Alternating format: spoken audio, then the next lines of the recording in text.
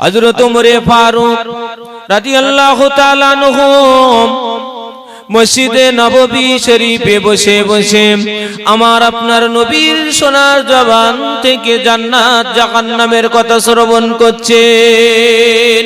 জান্নাত জাহান্নামের কথা যখন শ্রবণ করেন হযরত ওমর রাদিয়াল্লাহু তাআলা আনহু সহ আরো অন্য সাহাবাদের চোখ থেকে ঝরঝর করে পানি পড়ে। যখন হযরত ওমর ফারুক রাদিয়াল্লাহু তাআলা আনহু নবীর মজলিস ছেড়ে বাড়িতে রওনা হলো, বাড়িতে রওনা হওয়ার সঙ্গে সঙ্গে নিজের সন্তানাদিদের সঙ্গে নিজের স্ত্রীদের সঙ্গে যখন কথা বলতে বলতে বলতে বলতে দুনিয়ার আনন্দ তাদের ভিতরে পাওয়া যায়, একটু দুনিয়ার হাসি ঠাট্টার মধ্যে ব্যস্ত হয়ে পড়লেন। আমার আল্লাহ পাক রব্বুল আলামিন কুরআনুল কারীমের মধ্যে ঘোষণা করেছেন, ফাদখুলি ফি ইবাদি ওয়াদখুলি জান্নাতি। আল্লাহ কি বলছেন? ফাদখুলি ফি ইবাদি ওয়াদখুলি জান্নাতি। বান্দা তুমি আমি আল্লাহ আমার ইবাদত করো আর আমার দয়ার জান্নাতে প্রবেশ করো। জোরে বলুন সুবহানাল্লাহ। তাহলে কি বলেছে? ইবাদত করতে বলেছে না? আমার আল্লাহ পাক অপর জায়গায় কুরআনুল কারীমের মধ্যে ঘোষণা করেছেন, ওয়ামা খালাকতুল জিন্না ওয়াল ইনসা ইল্লা লিয়াবুদুন। কি বললেন? আমি পৃথিবীর জমিনে মানব জাতিকে এবং জিন জাতিকে সৃষ্টি করেছি কেবলমাত্র আমি আল্লাহ আমার ইবাদতের জন্য। কার ইবাদতের জন্য? আল্লাহর ইবাদত। তাহলে আগে কি বলেছে? আমার ইবাদত করো, আমার দয়ার জান্নাতে প্রবেশ করো। আবার বলছে আমি মানুষ এবং জিন জাতিকে সৃষ্টি করেছি কেবল আমার ইবাদতের জন্য। কি? আমার ইবাদতের জন্য। আমি এতক্ষণ ধরে আপনাদের কি বোঝাতে চেয়েছি? ইবাদত, ইবাদত, ইবাদতের কথা বলছিলাম। ঘুমটা আমার আপনার জন্য কি হয়ে গেছে? ইবাদতে গণ্য। খাওয়াটা আমার আপনার জন্য কি হয়েছে? ইবাদতে গণ্য। রাস্তায় চলাফেরাটা আমার আপনার জন্য কি হয়েছে? ইবাদতে গণ্য। ব্যবসাটা ইবাদতে গণ্য, চাষটা ইবাদতে গণ্য, বাজার করাটা ইবাদতে গণ্য। এবারে আপনারা বলুন তো, যে ইবাদতের বাইরে কোন জিনিসগুলো আছে? কি ইবাদতের বাইরে কোন জিনিস আছে? তবে কিছু মুসলমান তো একথা বলে যে ইসলাম যদি মেনে চলতে পারি না, চলতে চাই, এক কদম ওঠানোর মতন ক্ষমতা হবে না। বলে কি বলে না? তাহলে যারা একথা বলে তারা ঠিক বলে না ভুল বলে? ভুল। খাওয়া দাওয়া মানে যেগুলো মানুষের বেশি প্রয়োজন, সব থেকে বেশি প্রয়োজন কি? খাওয়া। কি এই আজ জলসা হচ্ছে, কিছু মানুষ রয়েছে শুধু খাওয়ার ধান্দায় আসে। কি করবে? খাওয়ার ধান্দায় শুধু খবর নেয় যে ওখানে কি হচ্ছে, বিরিয়ানি দিচ্ছে না খিচুড়ি দিচ্ছে। যদি শুনেছে যে লম্বা চালির বিরিয়ানি, ও আর বাড়ি দাঁড়াবে না। কি? তাহলে খাওয়া মানুষের প্রয়োজন আছে না নেই? আমার উদ্দেশ্য ওটা নয়, খাওয়া মানুষের প্রয়োজন, এটাই আমি বোঝাতে চাইছি। তাহলে খাওয়া মানুষের প্রয়োজন, ঘুম মানুষের প্রয়োজন, পেশাব পায়খানা মানুষের প্রয়োজন, রাস্তায় চলাফেরা আমাদের প্রয়োজন, ব্যবসা করা এটাও প্রয়োজন, চাষাবাদ করা এটাও প্রয়োজন, বাজার করা এটাও প্রয়োজন। তাহলে যে কটা প্রয়োজনীয় জিনিস তার ভিতরে আমরা কি পাচ্ছি? ইবাদত পাচ্ছি কি পাই না? প্রত্যেকটার ভিতরে আমরা ইবাদত পাচ্ছি। তাহলে ইবাদতের বাইরে আমাদের কোন জিনিস আছে? সবটা ইবাদতের মধ্যে গণ্য। আমরা শুধু দুনিয়া দুনিয়া করে পাগল হয়েছি, দুনিয়ার পিছনে যাচ্ছি, দুনিয়া করে পাগল হচ্ছি। সেই ইবাদত কোথায় আর আমি কোথায়? ইবাদত ইবাদতের জায়গায় রয়েছে, আর আমি আপনি দুনিয়া করে পাগল হয়েছি।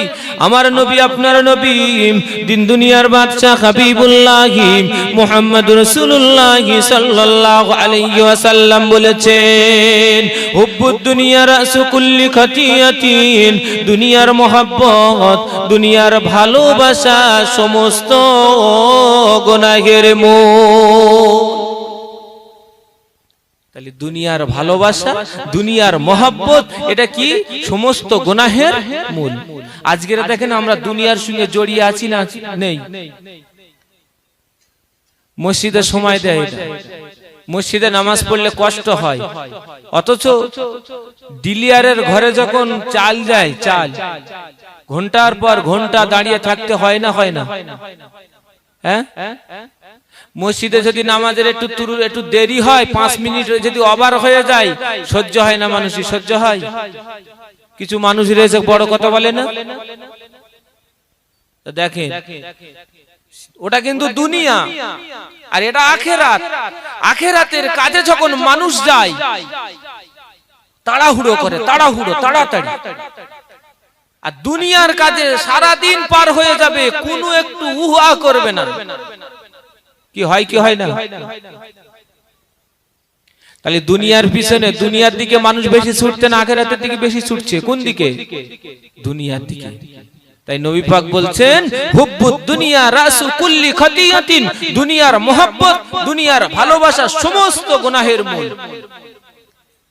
তাহলে আমি আপনি যদি মুসলমান হই, তাহলে আমরা কোন দিকে ছুটবো? আখেরাতের দিকে ছুটবো। যদি আখেরাত থেকে যদি আমরা বঞ্চিত হয়ে যাই, জেনে রাখবেন ইহকাল বরবাদ, পরকাল আমার আপনার জন্য বরবাদ হয়ে যাবে। আমরা তো শুধু দুনিয়ার মায়া, দুনিয়ার ভালোবাসায় মত্ত হয়েছি। ওমরে ফারুক রাদিয়াল্লাহু তাআলা আনহু, উনি একদিন মসজিদে নববী শরীফে বসে বসে আমার আপনার নবীর কথা শ্রবণ করছে। হযরত ওমরে ফারুক রাদিয়াল্লাহু তাআলা আনহু মসজিদে নববী শরীফে বসে বসে আমার আপনার নবীর সোনার জবান থেকে জান্নাত জাহান্নামের কথা শ্রবণ করছেন।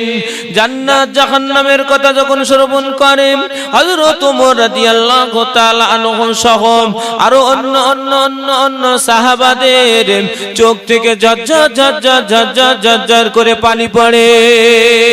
যখন হযরত ওমর ফারুক রাদিয়াল্লাহু তাআলা আনহু নবীর মজলিস ছেড়ে বাড়িতে রওনা হলো, বাড়িতে রওনা হওয়ার সঙ্গে সঙ্গে নিজের সন্তানাদিদের সঙ্গে, নিজের স্ত্রীদের সঙ্গে যখন কথা বলতে বলতে বলতে বলতে দুনিয়ার আনন্দ তাদের ভিতরে পাওয়া যায়, একটু দুনিয়ার হাসি ঠাট্টার মধ্যে ব্যস্ত হয়ে পড়লেন। হাসি ঠাট্টার মধ্যে ব্যস্ত হওয়ার পর হযরত ওমরে ফারুক রাদিয়াল্লাহু তাআলা আনহু ঝট করে আখিরাতের কথা স্মরণে আসলো। ওই সময় হযরত ওমরে ফারুক রাদিয়াল্লাহু তাআলা আনহু বলতে লেগেছে, আমি ওমর হয়তো মুসলমান, আমি ওমর হয়তো মুনাফিক হয়ে গিয়েছি। আমি ওমর কি হয়েছি? মুনাফিক হয়ে গিয়েছি। আর একজন সাহাবা সে ওই ভাবতে ভাবতে আসছে যে আমি মনে হয় মুনাফিক হয়ে গিয়েছি। দুজনের রাস্তায় দেখা, ওমর রাদিয়াল্লাহু তাআলা আনহু বলছে যে ভাই তুমি? তো বলে ভাই আমি না মুনাফিক হয়ে গিয়েছি। ওমর বলছে ভাই আমিও মুনাফিক হয়ে গেছি। বলে কেন? বলে আমি যখন মসজিদে নববী শরীফে নবীর মুখের কথাটা শ্রবণ করছিলাম, তখন আমার চোখ দিয়ে ঝরঝর করে পানি পড়ছিল।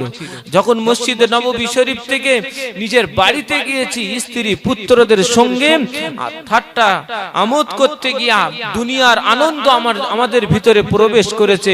হয়তো আমি ওমর হয়তো মুনাফিক হয়ে গিয়েছি।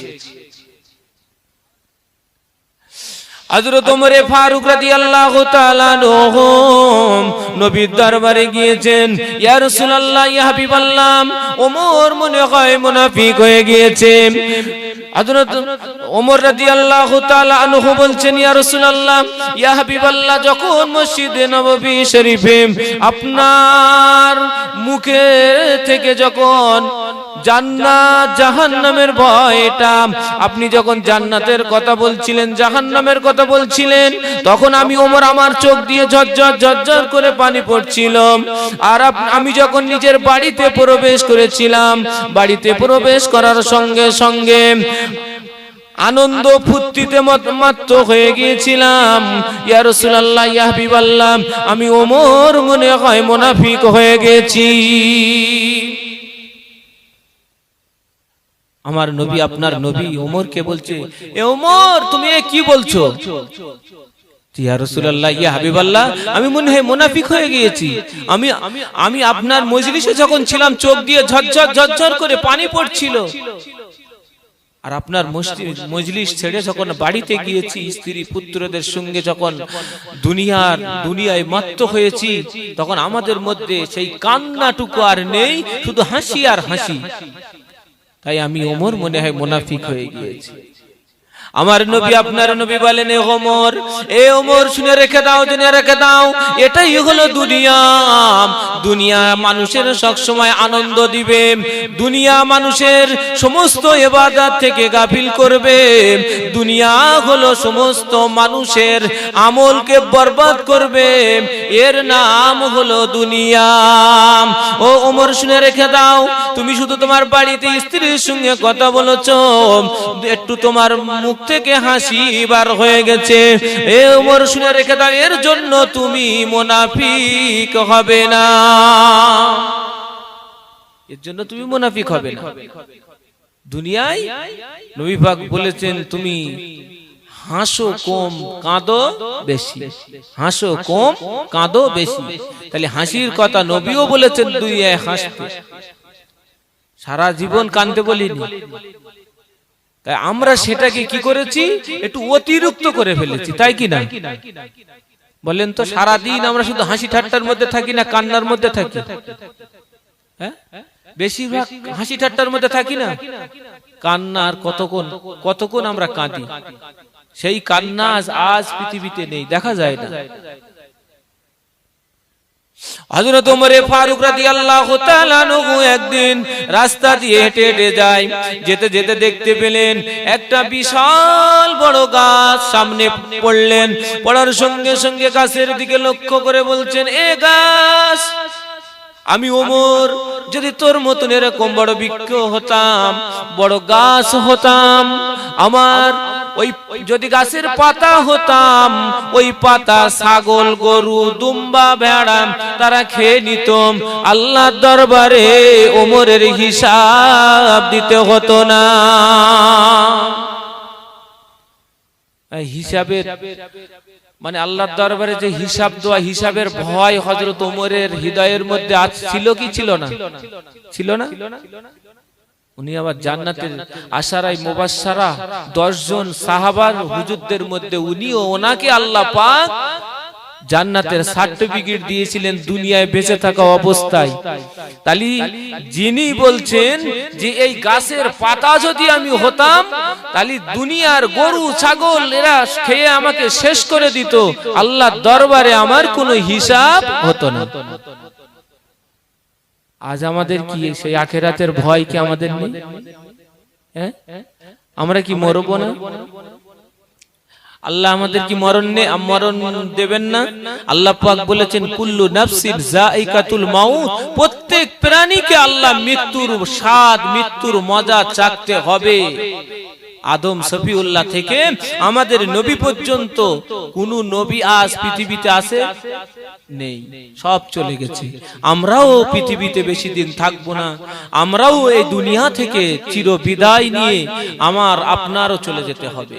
কি যেতে হবে কি হবে না? হ্যাঁ, যেতে হবে কি হবে না? তাহলে আমরা চিরস্থায়ীর জন্য এই দুনিয়ায় আসিনি, আমাদের সব এই দুনিয়া ছেড়ে আমাদের সকলের চলে যেতে হবে। আমরা যে জায়গায় বসে আছি, এই জায়গাটা কোন জায়গা বলেন তো? কোন জায়গা? বড় কবরস্থান, তাই না? বড় কবরস্থান, কবরস্থান ও সাইডে, আমরা এই সাইডে বসে আছি। তাহলে আমাদের মরণের পরে কোথায় শুতে হবে? এখানেই শুতে হবে। কি শুতে হবে কি হবে না? হ্যাঁ, না ঘরে ওই ফ্রিজি করে ঘরের মধ্যে রেখে দেবে? এখন আমার আপনার দাম অনেক, যখন চোখটা বন্ধ করবেন আর কোনো দাম নেই। আচ্ছা, পৃথিবীতে যখন কোনো মানুষ মারা যায় না, মরে যাওয়ার সময় কেউ দেখতে পায় যে ওর রূহ কোন দিকতে যায়? কোন মানুষ দেখেছে আজ পর্যন্ত? কারো ক্ষমতা নেই দেখার। আল্লাহ পাক নবী পাক সাল্লাল্লাহু আলাইহি সাল্লামের কাছে ইহুদিরা প্রশ্ন করেছিল। কি প্রশ্ন জানেন? যে এই রূহ কি? তো নবী পাক নীরব, কোনো উত্তর দিলেন না। হযরত জিবরাইল আলাইহিস সালাতু ওয়াস সালাম এসে নবীকে জানিয়ে দিচ্ছে, নবী তুমি বলে দাও, এই রূহটা একটা আল্লাহর হুকুম মাত্র। আল্লাহর কি হুকুম? আজ আমরা দুনিয়ায় এত বাহাদুরি করছি ক্ষণস্থায়ীর জন্য। ক্ষণস্থায়ীর জন্য বেশি দিন দুনিয়ার বাহাদুরি আমার আপনার চলবে না। কেন? আমার আপনার বাহাদুরি সব কিছু কার হাতে? আল্লাহর হাতে। এই দুনিয়ায় ছোটাছুটি, দৌড়া দৌড়ি, এত যা কিছু করছি সব আল্লাহ দেখছে কি দেখছে না? তাহলে আমাদের এই দুনিয়া ছেড়ে চলে যেতে হবে এই কবরে। কবরে যেতে হবে। দোষে আল্লাহুম্মা সাল্লি আলা সাইয়্যিদিনা মাওলানা মুহাম্মদ ওয়া আলা আলি সাইয়্যিদিনা মাওলানা মুহাম্মদ।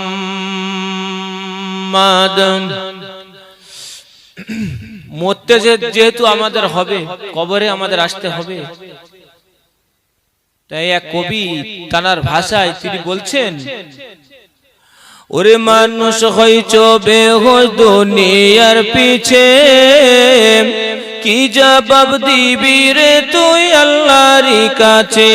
হায় রে কি জবাব দিবি রে তুই আল্লাহর কাছে? ওরে মানুষ হইছ বেহুশ দুনিয়ার পিছে, কি জবাব দিবি রে তুই আল্লাহর কাছে? দিনে রাতে